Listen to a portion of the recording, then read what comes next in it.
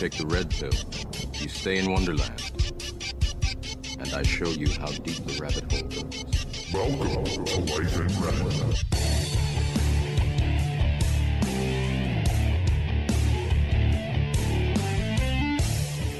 Hi there, everybody. Welcome back. Episode 23 now. Can you believe it? Life in Red podcast. It's going by so fast. Almost a year.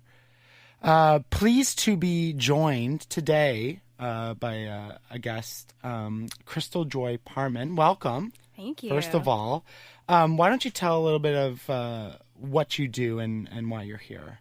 Yeah, so I myself am an entrepreneur here in Ottawa. I'm a performance artist, and I'm also a Lyme disease warrior and advocate.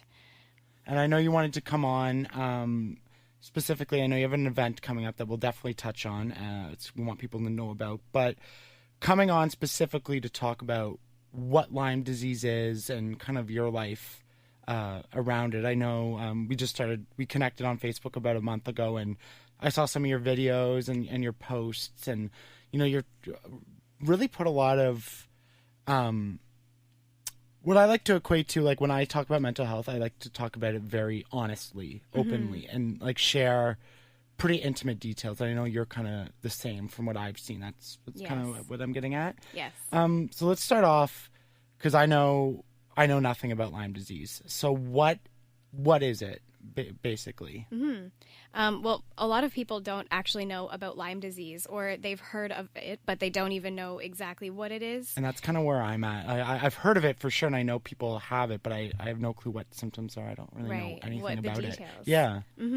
So very simply put, Lyme disease is a bacterial infection.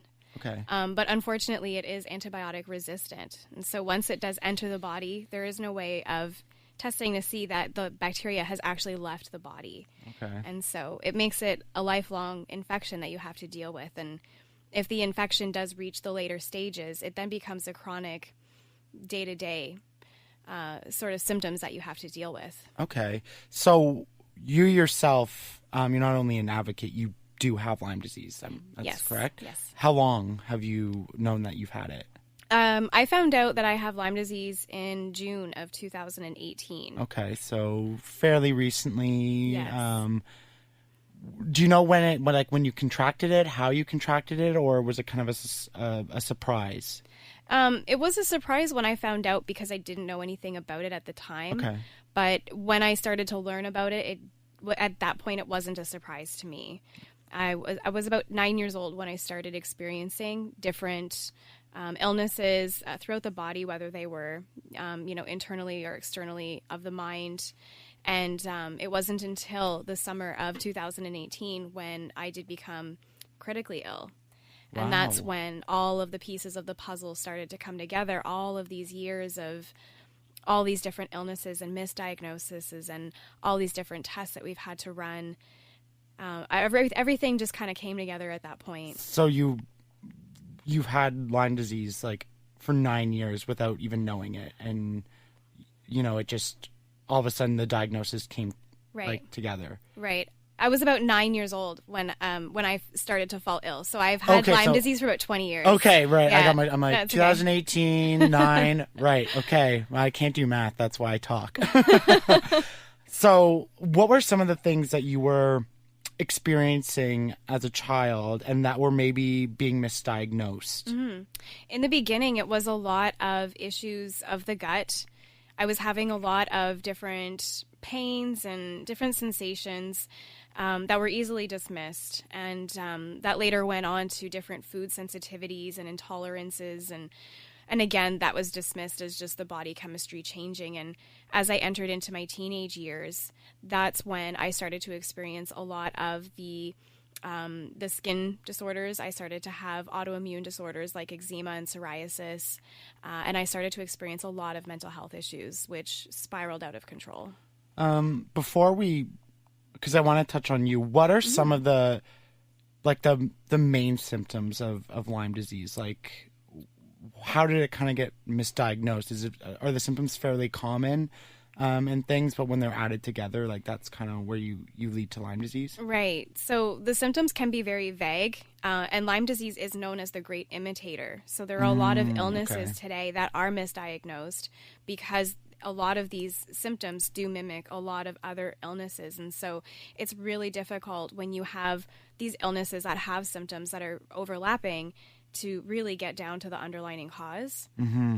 So what are some typical ones that, or is it different for everybody? It's different for everyone. Really? Okay. And there's different stages of the infection as well. So when you have the initial infection, when you first get bit by the tick, or one of the other ways of transmission, because there are several, what happens is at first the infection finds its way into the body, and it is a gut bacteria from what I understand. Okay. And so it finds its way into the gut, and it lives there for some time before it starts to explore the body. And so that is called the disseminated stage, is when it is disseminating into the body. And then after some time, and for everyone, the amount of time is different. It could be days, weeks, or even years from the initial infection. Do people start to experience the late stages? And that's when the Lyme disease is leaving the gut and it's traveling the body. And it is a moving disease, so it does travel around the body.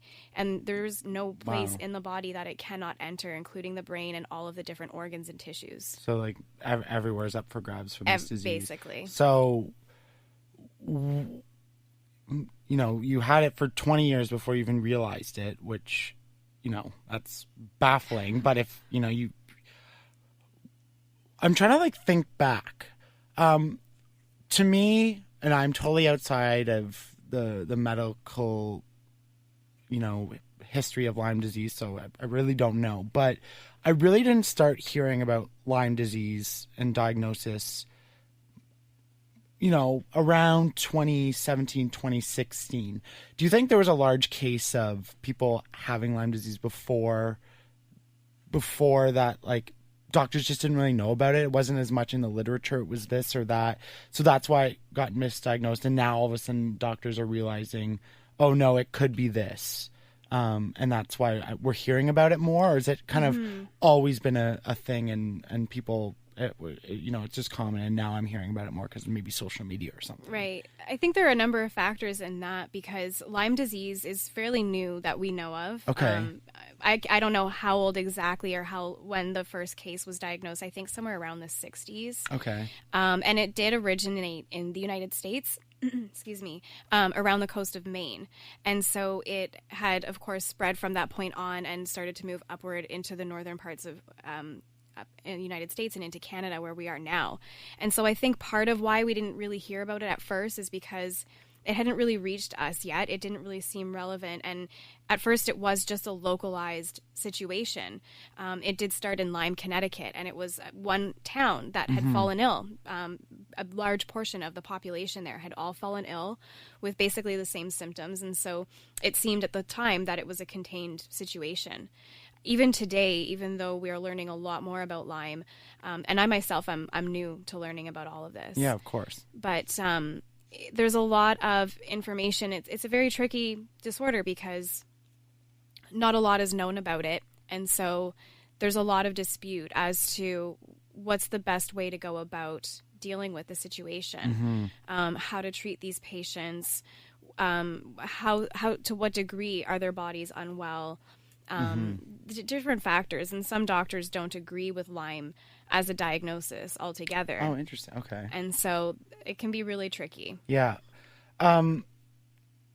Going back now, you mentioned that you kind of reached a point where you were critically ill.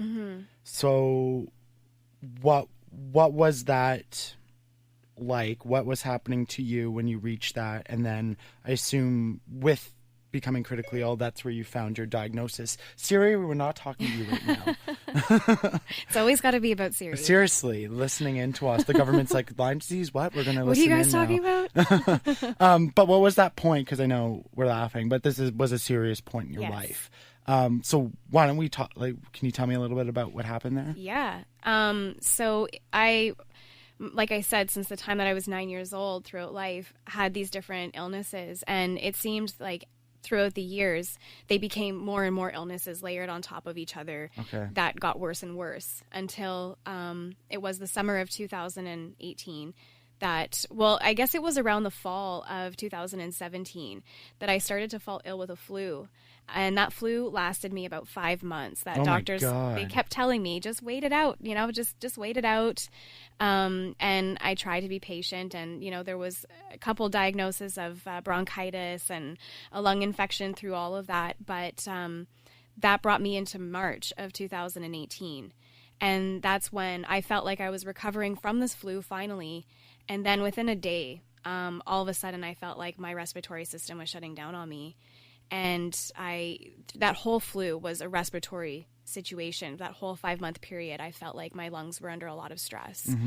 And I started to recover a little bit. And then within that one day, I went from feeling like I was on the mend, I was ready to, thinking about going to the gym and working out, to the time that I was leaving work that day, I decided to stay on the bus a couple extra stops and take myself over to the hospital, because I had realized in the time that I was sitting on that bus that I wasn't breathing really well, and it was to a point that I couldn't deal with it on my own anymore. Even though doctors kept telling me to wait it out, I felt like this is a situation where something has to be done at this point.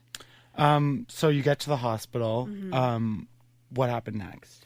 Well, that was tricky. The hospital, they did see me, but they really didn't find anything wrong aside from telling me that, you have the flu, just wait it out. Again. Wait it out again. And were you, I'm sure you were saying, I've had this for 5 months. This can't be normal. And still, not putting blame on the hospital or anything, but they didn't see you, they didn't admit you, they didn't really... Well, they kind of sent you home. Basically, because I had a history of asthma. Okay. And it was also spring season. So, it's allergy season. It could be this, it could be that. But because there was nothing really coming up on any scans or any tests that they were doing, there wasn't really much that they themselves as a hospital could do. So there wasn't a point where, I'll refer to a video that I saw you posted. Yeah. I read through it, and, you had hives. Was this at the same point? Was this at a point where, did you think you might, you might die or anything? Was there a collapse or anything? I want to get to the point where, you reached that low and then found your diagnosis. And then, obviously you're sitting here with me now, so you got somewhat better. So what was that story like? Yeah. So, in March, I brought myself into the ER, and they had me in critical care, but they didn't find anything. So they released me. And for a number of months, it was a revolving door. After. Wow. Months after. Okay. It was March or May. May. So that video that you're referring to, was after many, many times of being in a hospital and them not being able to do anything, my doctor not being able to do anything. And that particular night, that video you were talking about was filmed on 2 a.m. of May 4th. Very powerful day for me.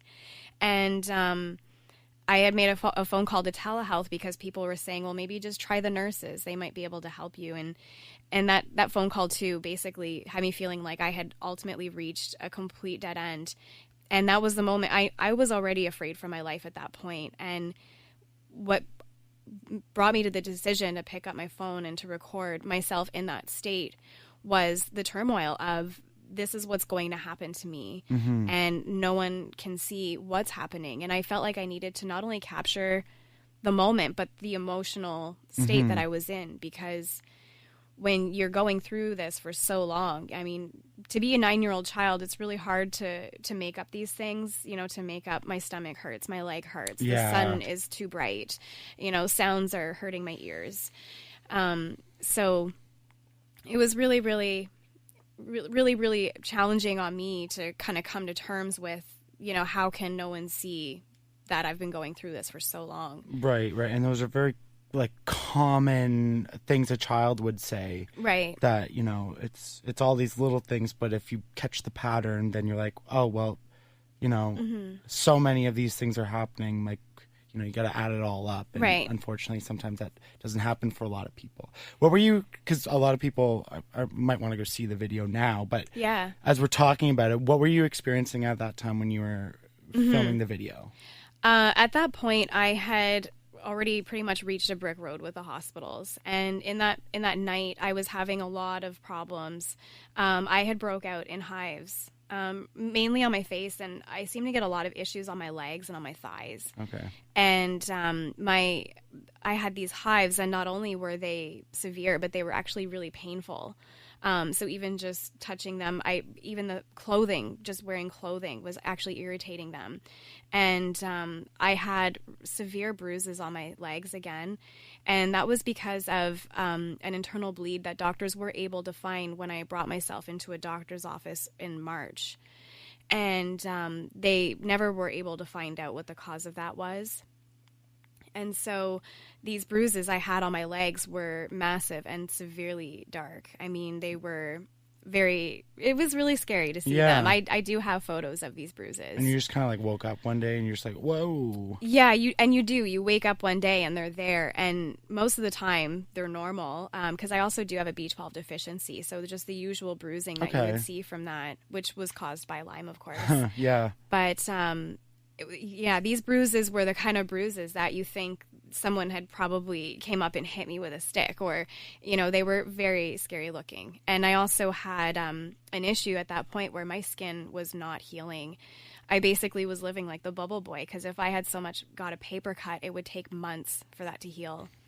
And so I had a kitten. She's just turned 1, but she one day accidentally scratched me, and this tiny little cat scratch that I had on my thigh from her, that particular night I went to change, and I noticed that this tiny little, barely scratched the surface.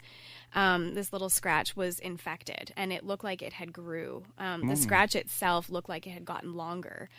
And that was the moment where I picked up the phone and called telehealth, because I felt like I could go to a hospital, but I felt like that wasn't going to go anywhere. So I thought, I'll make this phone call and see what advice they would have for me. And again, I was told that it wasn't an urgent situation. And so at that point, I'd picked up my phone and started filming, because I felt like no one was able to help me. And I didn't know what was going to happen to me. And I definitely was afraid for my life at that point. What was the aftermath of this video? Was this, because you said this was a big day for you, was this kind of like the turning point of this whole ordeal? Yes. So what happened after? So I made that video knowing that I had already given my 2 weeks notice at my job over at Collab Space, and I had spent a year with them, and I loved my position there, and I could have seen myself there for a much longer period of time. But unfortunately, I was too ill to continue working, and so I'd already submitted my 2 weeks. And that night, on May 4th that I made that video, that was actually my last day at Collab Space. So I made that video, and a few hours later, I was at Collab Space finishing my last day. And anyone who knows me will only know me with a smile on my face, and that's how they remember me that day. And now, even though that I'm sharing that video and people are seeing it, the comments that I'm getting are people just blown away, because they had no idea that I was even going through that I was in such an emotional turmoil. And then, hours later, just being the usual Crystaljoy that everyone is used to seeing. That's a big thing for, I find, as we were talking before we cracked the mics off air, but I'm very involved with mental health, and I myself, as people who listen to the podcast know, depression, anxiety. Right. That's such a big thing that, people are always like, oh, I had no idea. Like, you're always smiling and joking and funny, and like no one understands that, I always equate it to, it's like, I always say for myself at least, that I don't want anyone else to feel the way I do. So I always try to project not like the way I'm feeling, but I try to project, who people would want me to be. Right. To make them feel the better, right? You don't want to be sad and mopey. And it's funny that you say that I'm like, oh, like, yeah, like that you hear that all the time. A part of me felt like I had to keep it to myself too, because if no one knew what was going on, if doctors couldn't find a reason other than, just, take some Seroquel and some mirtazapine and, because they at the time thought that I just had bipolar disorder. So they were treating me for mental health issues, even though I was experiencing physical issues. And so. Were you worried that, people are just like, Crystaljoy making it up again, like, you know what I mean? Like, kind of having that stigma attached to you that, like, you know, you can't find a diagnosis to legitimately tell people what's going on. So people are just kind of like, oh, yeah, there she goes again, like, you know, a hypochondriac, or, you know, like something, like, you know, just being dramatic, I guess you could say in young terms. I was like, was that something real for you? Absolutely, and it still is real. At this point, I am terrified of doctors or to even go into a hospital. There are times where I do have symptoms where I probably should have myself looked at an ER, but it's just the idea of what if they don't find something again, and, you know, there is that fear of what are they going to have to say in regards to my mental status, because that is always the question is, you know, how are things at home and how are you doing today and how is work? And it always comes down to how are things internally rather than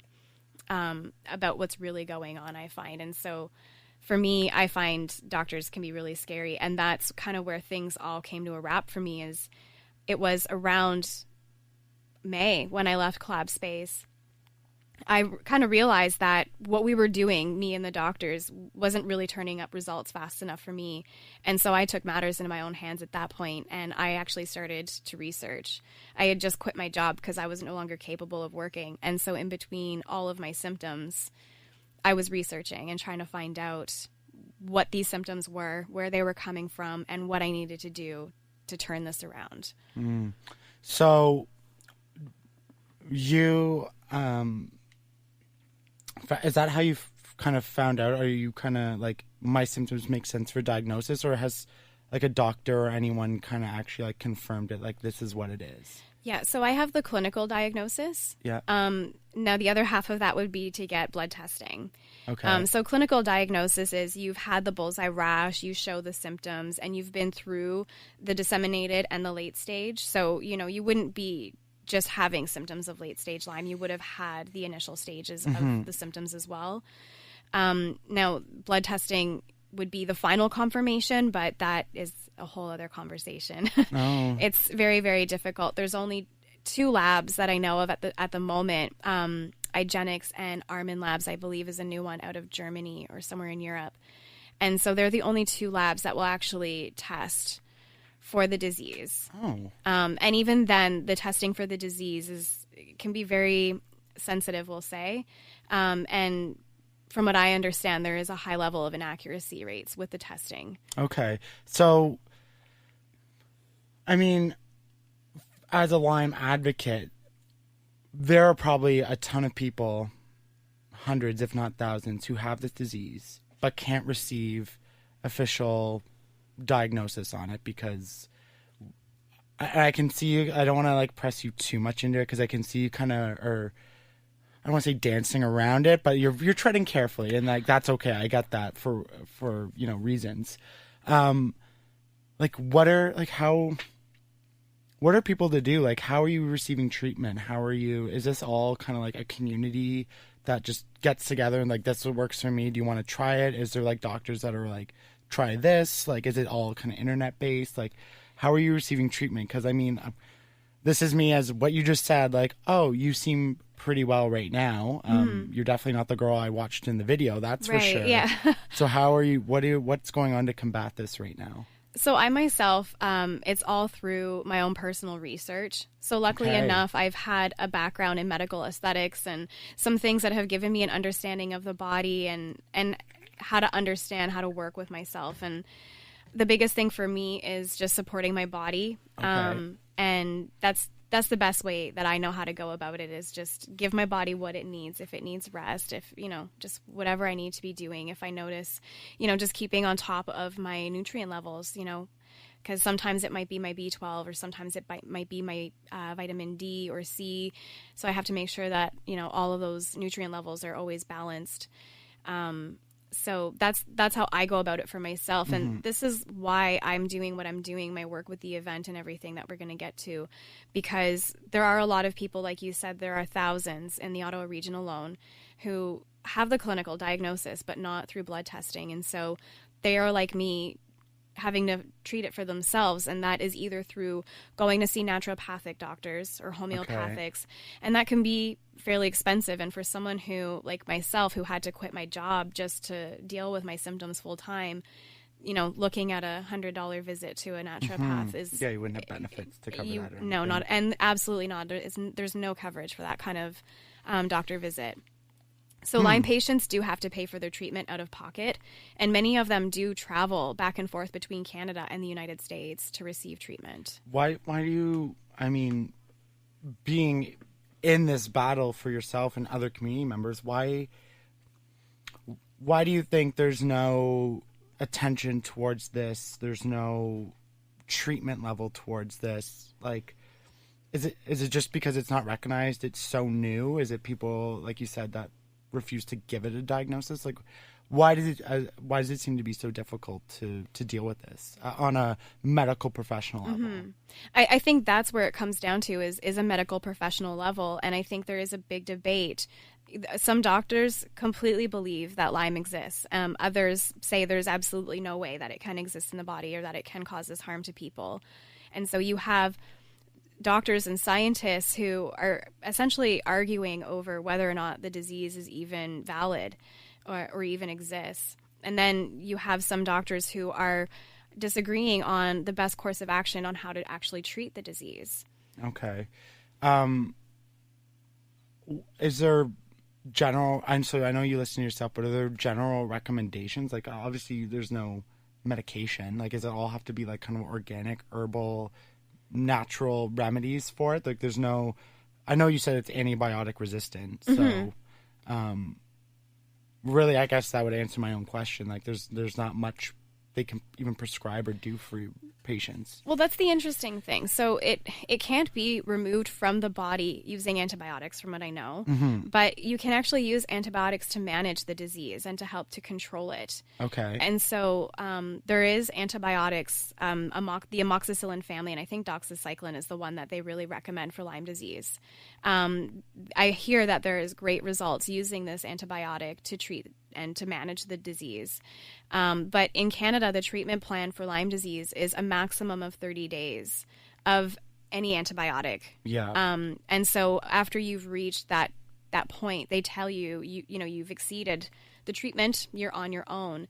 And I think that comes from the fact that there is that dispute between the medical professionals about how to treat the disorder. And I think the 30 days is kind of where they've capped it for now. And I think they're doing research. I think they want to help people to get better. But I think right now it's really hard because, again, not much is known about it. So they themselves need to do their own research.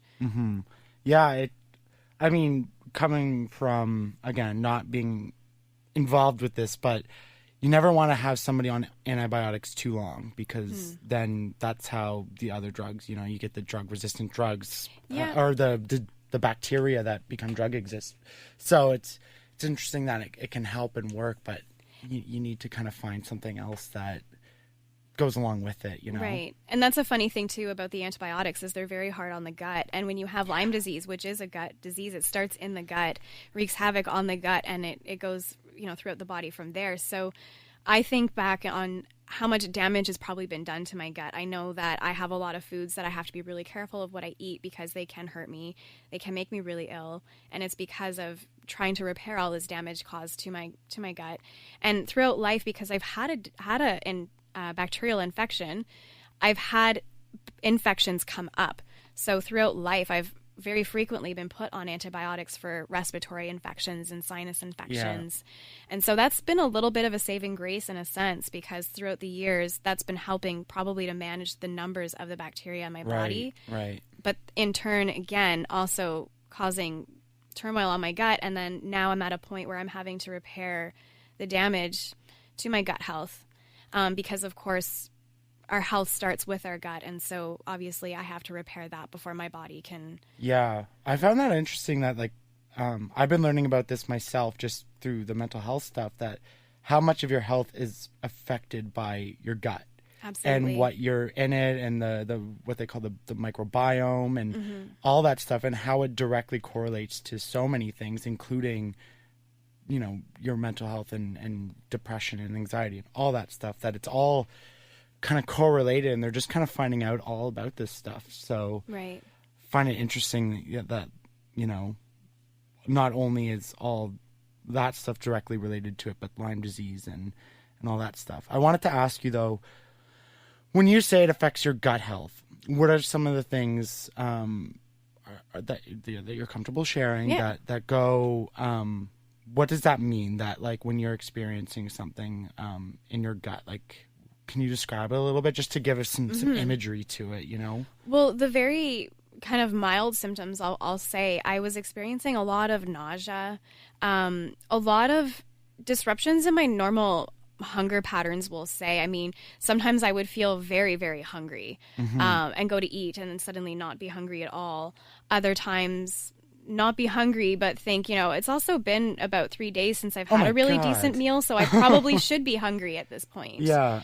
That's not normal. Yeah, 3 days. That's, I mean, I was eating in those times, but, realizing, coming, because when you're unwell, like I said, I give my body what it needs. And so if it's 3 days of soup, that's what I'll do. But you come to a point where you say, well, my body needs something more than just liquid. Like there's got to be, there has to be something going on here. Yeah, and so, absolutely. But some of the other symptoms, the nausea sometimes can get really, really bad. Really hard to explain it, but sometimes I get this burning sensation in my stomach. And it's almost the kind of sensation where you feel like you're going to be unwell. You feel like you're going to vomit, but nothing happens. It's just this pure burning sensation. Is it like acid reflux, heartburn type thing, or is it a little different than that? I think it's a little different than that. Okay. It's really hard to explain. It feels like what hunger would, but it's associated with a burning sensation rather than just a straight hunger. But when my symptoms did get really critical, it got to a point where I could only eat chicken broth and celery juice because everything I was putting into my body was making me extremely unwell. So what do you have to avoid now? Or is there, we'll start with, what you can eat and then maybe talking about what are some common foods maybe that as you're meeting people now that have the disease that they have trouble with too. I find for everyone, again, it's whatever works best for you. Yeah. People are trying different things. Many people have gone vegan. Some people have gone vegetarian. There are other diets like the keto diet, which is a really common one that you hear about now. I myself have gone plant-based and protein. Okay. So I try and not eat anything that comes out of any kind of packaging. Everything I eat has to be, as fresh as it can possibly come. And high protein, of course. So still eating meats and stuff? So kind of like a paleo type diet. A lot of people who have Lyme disease or who have a bacterial or a fungal or a parasitic infection, they'll avoid meat altogether because meats do carry a lot of bacteria and fungus and things. Right, okay. But it's also, I face specifically a B12 deficiency that can put me through the floor. There are days where I almost can't even pick myself off of my bed. So, at that point, you have to pick and choose, it's... and there are days where I know I should avoid sugar at all costs, but sugar is something that naturally should be in the body. And when you cut it out even myself, I'll only eat berries. I don't eat fruit because of the sugar. And so, when you cut all of those things out when you're used to eating it, your body has to go through a process. And so I'm still trying to learn what my process is. And you said, sorry, you had some autoimmune issues as well. Yes. Because I've read, because I'm fascinated by just health in general. So what's good for you, what's bad for you, like what truly, all that stuff. And there's a carnivore diet now that people with autoimmune deficiencies are trying. And apparently it's working as well, which is interesting that it works. But I understand that like Lyme disease, bacteria and stuff. So that means you can't take probiotics or anything either, or does that mess with it all? Or actually, I take a good number of probiotics. Yeah, okay. Because over the years, that was the other thing too, is because I was always given antibiotics to treat different infections that I've had, I was never educated on how to balance that. And so I literally destroyed my gut over the years. And so now I am trying to rebalance that natural gut health. And so probiotics, I'm all for them because they're helping to put back that positive bacteria, which, when you take antibiotics, it kills all life. Bad, yeah. So the good, the bad, everything. And so now I'm trying to make sure that I'm putting more good bacteria in the body than bad. And so that way there's less room for that bad bacteria. Is there common things that really flare. So I know you said things out of a package, but like I said, like when you're talking with, I'm trying to just get like a general sense. So Yeah. like maybe if someone's listening and they're struggling with something and, you know, they have health issues like them and like the doctor doesn't know, I don't know. And now all of a sudden they're listening. I mean, that's a stretch, but you know what I mean? Like, are there some certain things that you found a pattern of through experience, through talking with people that definitely like doesn't work for your body? For foods, definitely gluten, sugar, and dairy. Oh, so no cheese. All and of the bread. things that everyone No. loves, and all of the things that I tell my friends, I still love you, but I will give you the stink eye for eating these things in front of me. It's really challenging because I remember the first time I went grocery shopping. The cost, yeah. Well, the cost, but the first time I went grocery shopping, I walked out with almost nothing because I was at a moment where it was shortly after that video, so I was in a crisis state of mind, and I went shopping and I walked out with one bag, and I think it spent like $20. Because there was nothing. I think I bought bananas and some kiwi, which I later learned I shouldn't have that either. Oh my goodness. So it was a learning process of, well, what can I eat? And because I grew up eating, you know, raised on a high processed diet, learning, okay, well, now I have all these fruits and vegetables. What do I do with them? How do I turn them into a meal that's going to give me the proper nutritional support that I need to get me through the day? Yeah, that's one of the big things too. Like, eating healthy is great, but I find and I think maybe it is a consequence of growing up on processed foods and stuff, that like I'm still full. Like, I'll have a big salad, I'm like, ugh, I could still eat like a bunch of carbs still. I could go eat a cake right now, no problem. It's hard to not only find the balance, but to eat, to feel full, to feel satisfied that you're like, I'm good, I don't have to eat again. It's hard to do that. And it's really tricky because the foods that we eat or that are available to us at the grocery store, anything out of a package that we eat, has a lot of sugar in it. Yeah. I encourage anyone, when you do your grocery shopping, just even your peanut butter, just flip it over and check out those ingredients, please. Yeah, You'd be surprised at what's actually in the foods that you're eating. And so sugar is a very addicting ingredient. And so when you're eating it in such a high amount and you don't even know it, and then you're wondering, well, I just had, you know, all this celery and peanut butter that should have been a great snack, but I'm going to go and eat this cake now. And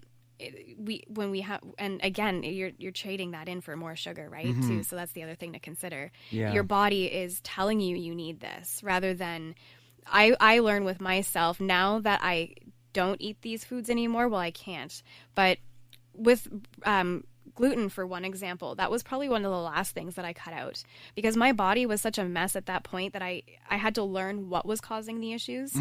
And it took me a while to realize that gluten was actually an issue. Yeah. Did you do the elimination thing where you're like, I'm not going to eat dairy, not going to eat meat, and then like kind of... Well, I was at that point where I could only eat broth and celery juice. And it was awful. It was so awful. And so I was trialing and error, you know, every once in a while. I was like, okay, well, let's see what happens if I eat this. And let's see what happens if I eat that. And so that's why when it comes down to diet, it's hard to recommend, because there are things that are in my diet that people tell me I absolutely should not be eating.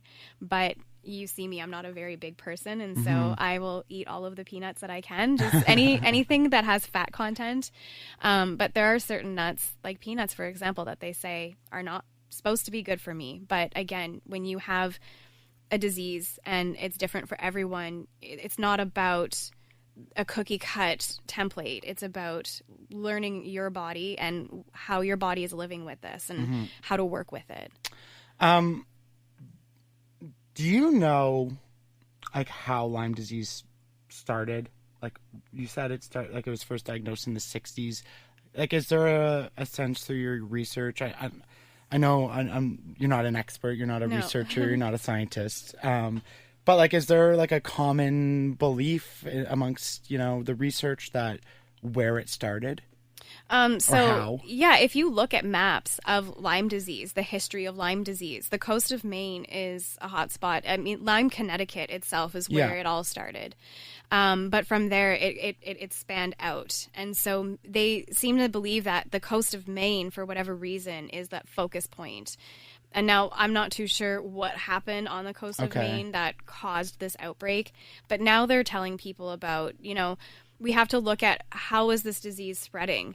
And it's when you look at maps, it's through waterways. And so we need to consider birds when they migrate. They carry ticks and bugs and insects with them. And so when you look at a map, you can see that when the disease spreads, it follows waterways and will expand outward from there. And so many people won't know this, but Ottawa is an endemic region, which means we are at extreme high risk for Lyme disease. In West Ottawa alone, an average of 50% of ticks are tested positive with Borrelia burgdorferi as the strain common to Canada. And so when you look at the maps, you can see that all along the Ottawa River, if you follow that all the way down to where it intercepts with Lake Ontario, there is a high concentration of Lyme disease along that stretch. How is it spread? I know the common one, anyone who knows Lyme disease, it's ticks. Yes. That's the big one. That's so the it's big one. tick bites. Tick bites. You said there's other ways. Yes. So there's actually several different insects alone that can carry the disease and transmit it. So we know that spiders and mosquitoes, for one, and I believe some flies as well. I know mosquitoes, they are not your friends. Stay away from them. And there are other ways aside from insects as well. So I know in the Ottawa community, giving blood is a really great way to give back. But unfortunately, giving blood is also a way of transmitting the disease. So if you have Lyme disease and you are unaware and you do give blood, you are running a risk of transmitting that disease onto whoever is receiving your blood. It doesn't get detected? I guess because it doesn't get tested. It doesn't get tested. Okay. So the other thing, too, to consider is if you are on the list for an organ, if you are an organ donor, and through utero as well, through sexual transmission. So if your partner has Lyme disease, there is a risk as well of you contracting it. And if a mother is carrying a child, she as well can pass it through utero to her unborn child. Therefore, the child will be born with the disease. Does it get serious for everybody, or is it sometimes, people have Lyme disease and would live their whole life and never even know it? It just varies so much between person to person. I think that's what happened to me, actually. So I think I was infected with the disease twice. And there are people who can live with the disease. I mean, they do have symptoms, but they can get on with their life. Yeah. And that was myself. When I was 9 years old, I started to fall ill after I had a week-long trip with my grandparents to the cottage. Okay. And that whole time I spent in the forest. That's, picking berries, climbing trees. That was what I did as a kid. And so, throughout life, I always had all these various issues of the body that were very vague. No one could really seem to put a finger on them. They were easily dismissed as, many simple things. And it wasn't until the summer of 2017 when I was actually in my yard, and I had never actually saw the tick, but I had felt something on my arm. And it wasn't until a couple days later that I noticed that I was starting the rash. And in the very center of the rash was this teeny tiny little, looked like a bee stinger. And so I had called up my doctor because I was allergic to bees.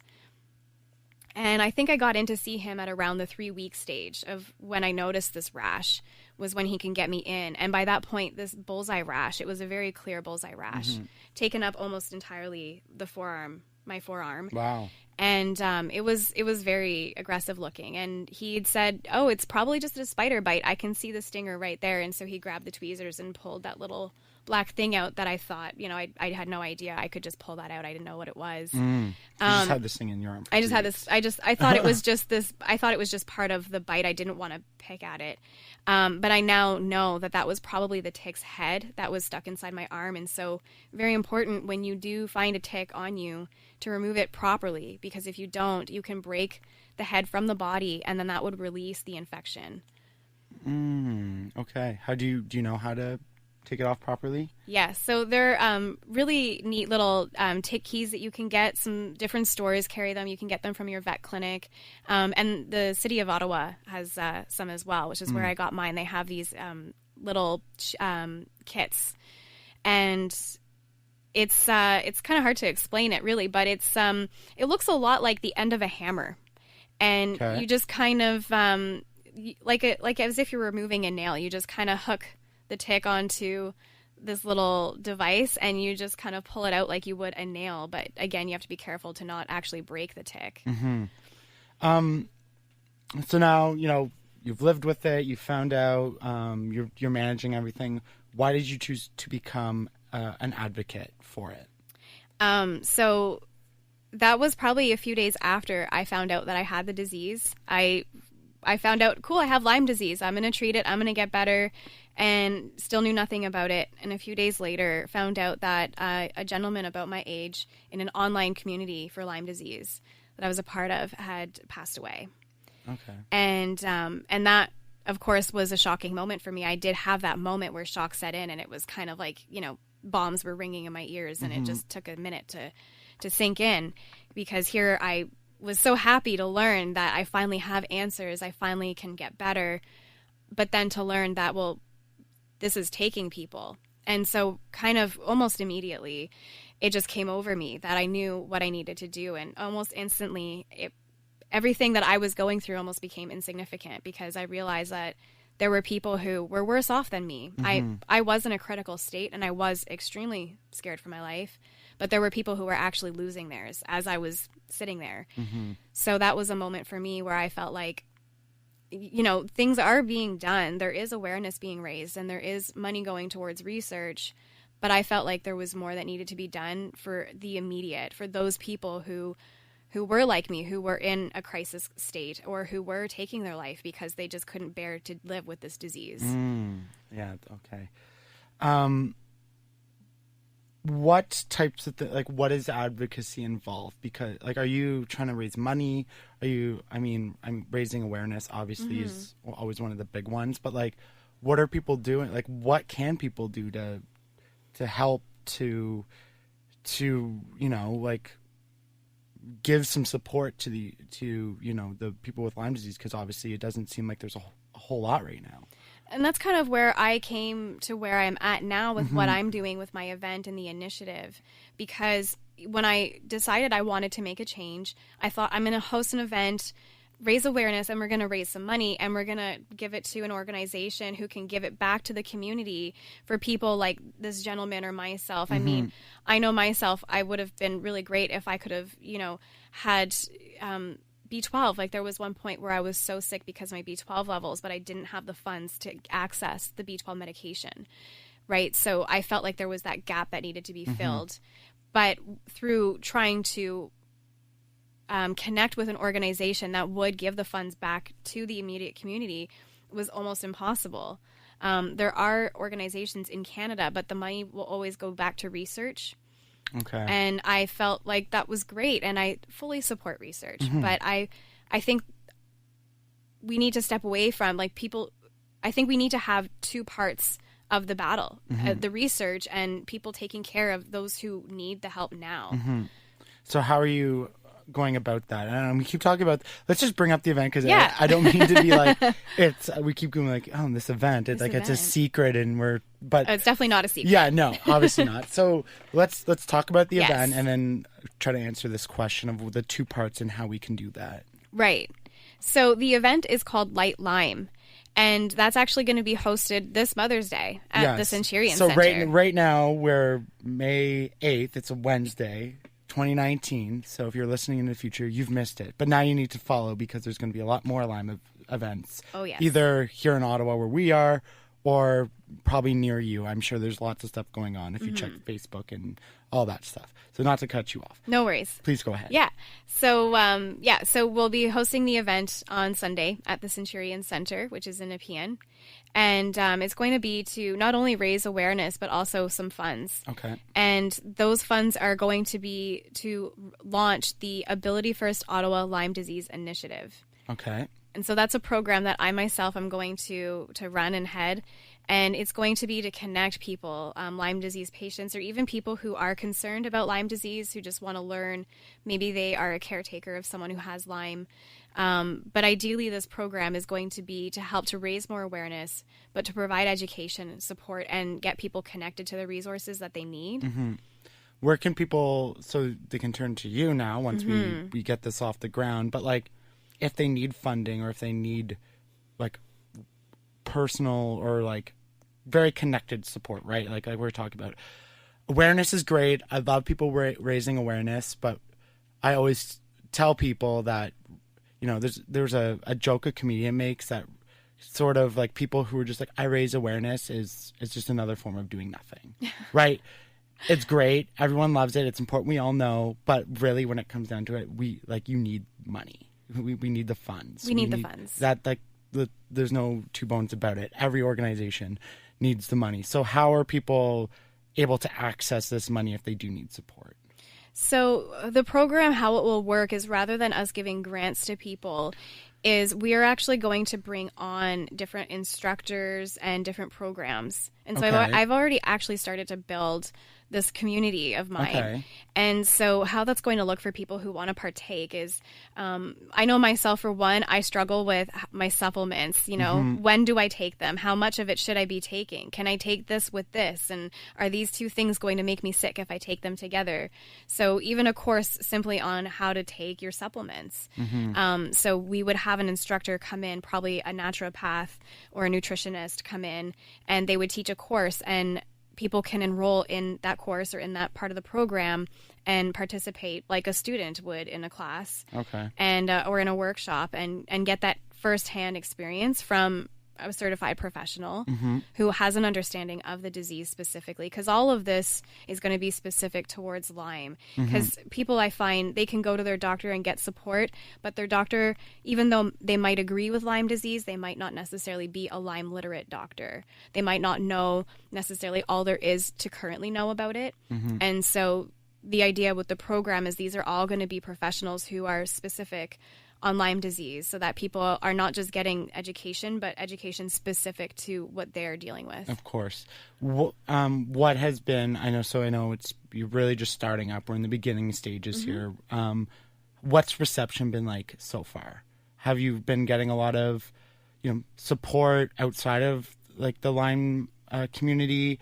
Like when you're reaching out to people and talking to people, has it been positive? Is it, you feel good it's growing, or we got a lot more work to do? There's more work to be done. Yeah, of course. I don't know what's the word I'm trying to find.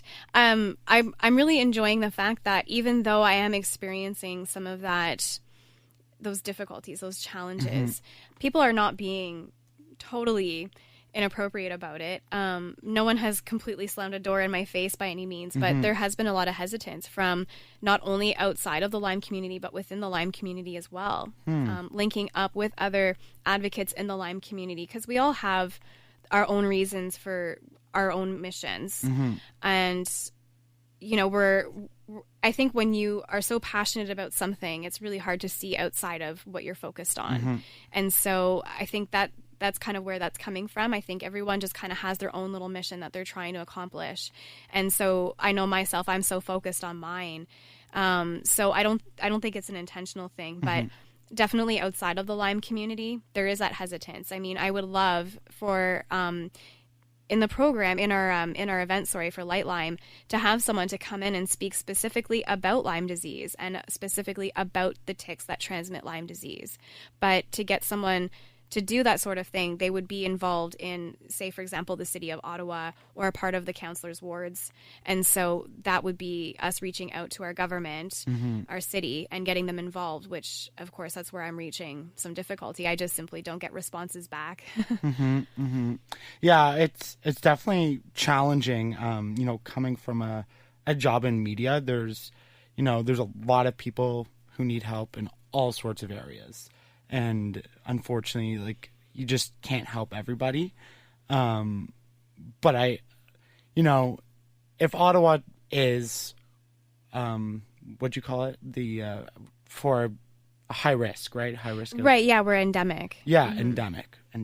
Writing it down. That, this is going to become more of a problem than I think we realize. And of course, every charity and every initiative has its merit, and that's important, but would seem to be that this, especially specific to Ottawa, should be an important focus. So if you're listening, Mayor Watson or members of the council. Let's get going here. So that's really the challenge where you're at right now. It's reaching that sort of academic or expert level to actually come in and give it the support, to really give it that boost. Right. I think it's about coming together as one community, because we have the citizens and then we have those who run the community. And I don't think it's about, I agree that our city is doing what they can. They are advocating for Lyme disease. They are educating people on ticks. But I think it goes so much further than that. We've covered some of the ways that people can contract Lyme disease that I don't see being advocated for by our city. And so I think it's about coming together as a community rather than the people versus the city. And I think that's where we're going to really see the best results, because if we can all work together, and I think that's where sometimes there is some of those challenges is, we see people in the community and they're trying to organize these charity events, but they're not getting the support from the city or from their community. And so it might be hard for people to think, well, I want to get involved in that. No one else is really interested, so why should I? Yeah. But I think if we all came together and saw that this is a problem for the future of our city, because last year there was over 2,000 confirmed cases of Lyme disease in humans, just over 1,000 in dogs. And we expect those numbers to at least double this year. So we're looking at least 4,000 confirmed cases of Lyme disease this summer alone coming. And so that's a lot of people. We're now 1 million in Ottawa. So when you look at 4,000 and you multiply that every year, it's a short matter of time before this city as a whole is unwell. I'm seriously not trying to make light of the situation, but it reminded me of this meme on the internet where it was talking about Flint, Michigan, and the water, and it was like, why doesn't people just tell people that the dogs don't have water, and then they'll go and fix it, right? And that kind of reminded me of like, if dogs are getting it, just tell people the dogs are getting it, and they're going to be hurt, and then people are going to be like, oh my god, like now I need to, right? Yeah. It's sad. It's a sad reality that we need to use animal because people respond to animals better than they do humans. Well, luckily enough for our pets, they actually get better treatment and better testing than we do. You can take your pet you can even bring a tick into your vet and say, I found this on my pet, and they'll test it right away. And if that tick was found to have Lyme disease, they'll immediately put your dog on treatment. Sometimes people and pets are even put on a treatment before the testing even comes back if they physically have the tick, just for a precaution. But when it comes down to pets, again, look at the numbers from last year alone. There was just over 2,000 diagnoses for people and over 1,000 for pets. So when you look at those numbers, it's actually really scary to think that there's such a high... It's an interesting ratio to look at how many animals versus people are getting sick. It's a high number of cases for dogs. So we have to look and think, vets really are on board with diseases like tick-borne illnesses. This sounds like a really stupid question, but like, has there ever been thought to like treating humans with what they treat animals with? Like, has there been research? Is there anything like that? I mean, I'm a country girl. I grew up on the farm, and there are certain things that we did use on the farm that were good for people. It was actually for your skin. It was called bag balm. It was what we actually used to put on the cows before we would milk them. Just made it a little nicer for them, of course. But it's actually really, really great to be used on the skin. So on the farm, there were a lot of products. And now I'm not talking about medications, of course. I've never gone and tried my horse's medication. But, there were a lot of products on the farm, like the shampoos and conditioners and sprays that we would use in the show horses. You can go and buy those at Shoppers Drug Mart now. Yeah. So I don't know whether or not that's being looked into or something that's being done.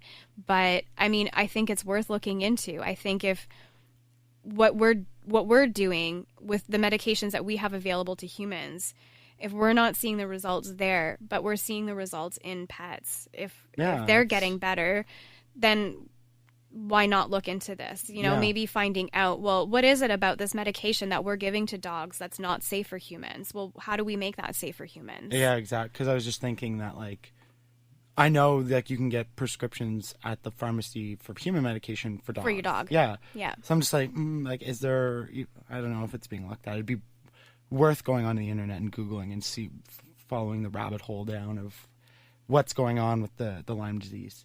So one more time, you have an event. It's Mother's Day. So when you're listening to this, it's probably going to be Thursday, May 9th. So check it out. What's going on at the event? How can people find it? Check it out. Yeah. So we are on Facebook at Light Lyme. And again, the event is taking place at the Centurion Center. Where is that? That's on Colonnade Road, Nepean. Colonnade, okay. Yes. And just pretty close off to the intersections of Marivel and West Hunt Club. Okay. And so what we have going on there, it's going to be a lot of fun, actually. So when people come in, we actually have a lot of games that are going to be set up, a lot of activities and contests. So when people come in, it's really just going to be about mingling and having fun and learning about Lyme disease while we're at it. And then partway through the event, we're actually going to switch over to some speaking and some fun presentations. Okay. So Light Lyme is the name of the event. Yes. And you have the organization that you're getting off the ground. What's that called again? So Ability First Ottawa is actually an already established charity here in Ottawa. So I was very fortunate. We were talking about how there was no organization that would give the money back to the community. I was not okay with that. And I would not settle with that.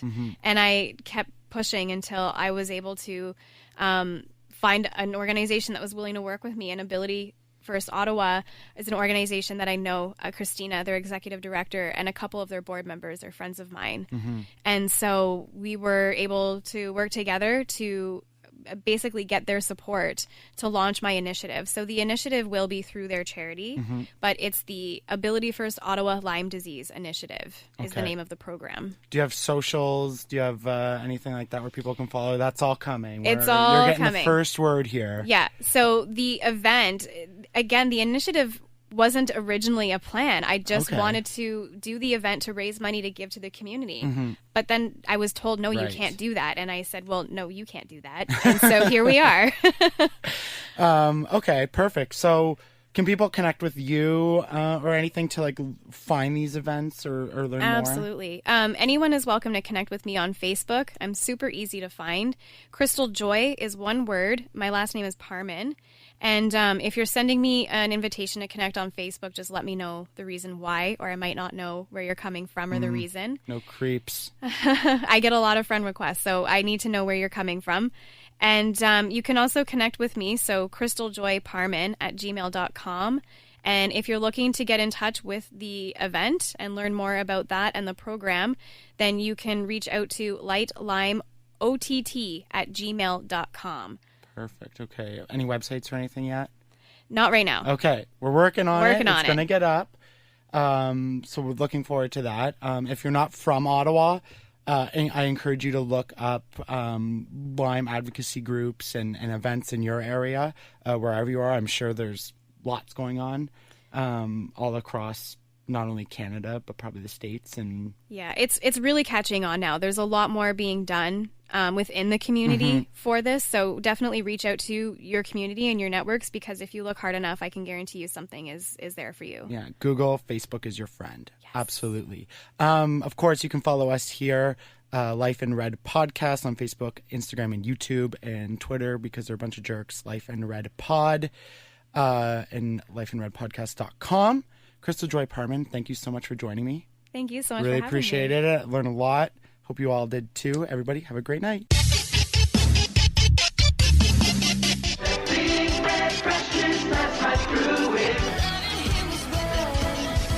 You take the red pill, you stay in Wonderland, and I show you how deep the rabbit hole goes.